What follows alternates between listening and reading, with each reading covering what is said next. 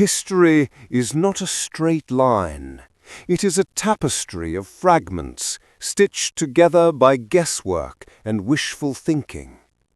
We believe we know the lineage of kings and the birth of empires, but every archaeologist, in their quietest moments, fears one thing: the anomaly, the object that does not fit, the artifact that proves we have forgotten something vital.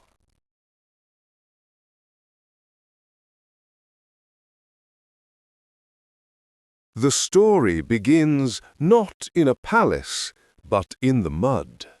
The year is roughly 5200 BCE. The location, the Taurus Mountains of modern-day Turkey. A shepherd boy, separated from his flock by a sudden violent deluge, seeks shelter in a fissure he had never noticed before.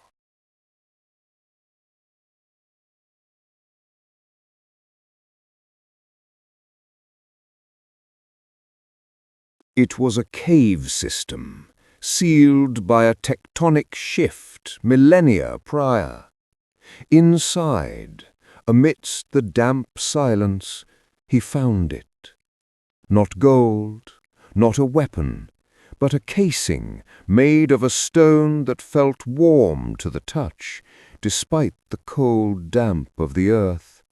Inside the casing was a scroll, or what appeared to be one.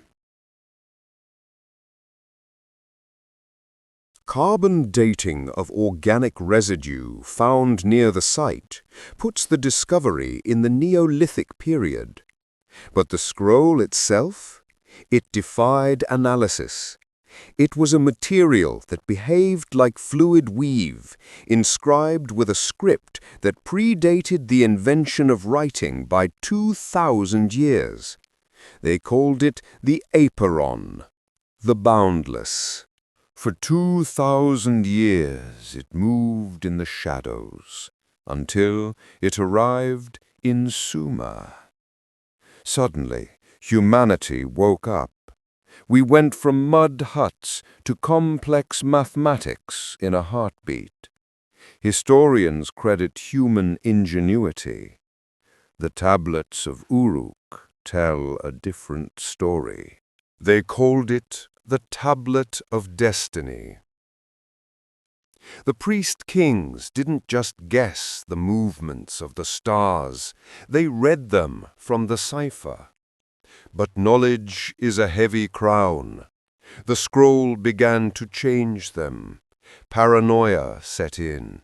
They realized they were not the masters of the object, but its servants. 2334 BCE. Sargon of Akkad. He burned the cities, but ordered his generals to secure only one asset: the cipher. Under its guidance, the Akkadian Empire became the world's first superpower. But the scroll has a will of its own. It does not like to be owned.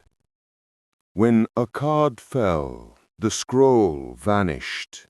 It traveled the trade routes of the Levant, hidden in bales of spice and silk.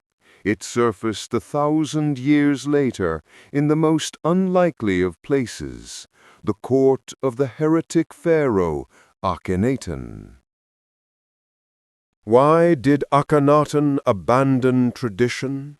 The Amarna letters suggest he didn't find a new god. He found the source code. He looked into the scroll and saw the mathematical unity of the universe. It drove him mad. Upon his death, the priesthood didn't archive his treasures. They purged them. Terrified of the cursed knowledge that had nearly destroyed Egypt, they buried the cipher deep within the necropolis of Thebes, not to save it, but to imprison it. 1177 BCE, the year civilization died, the Bronze Age collapse. The mysterious sea peoples ravaged the Mediterranean. Tombs were looted. The prison was broken. The scroll was once again loose in a burning world. It eventually fell into the hands of the rising kingdom of Israel. King David, a man of blood and war, secured it. But David was wise enough to be afraid. He realized that a king who knows everything cannot rule with mercy. It was his son, Solomon, who built the ultimate vault, the first temple. In the Holy of Holies, placed inside the Ark of the Covenant, sat the stone tablets of the law, and beside them the Apeiron, the law to bind the people, and the Cipher to bind reality.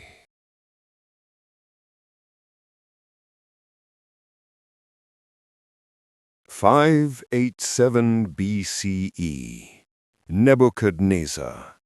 The destruction was total. But the history books go silent here. The Babylonian inventory lists detail every spoon and gold plate taken. But the Ark, the scroll, they are missing from the manifest.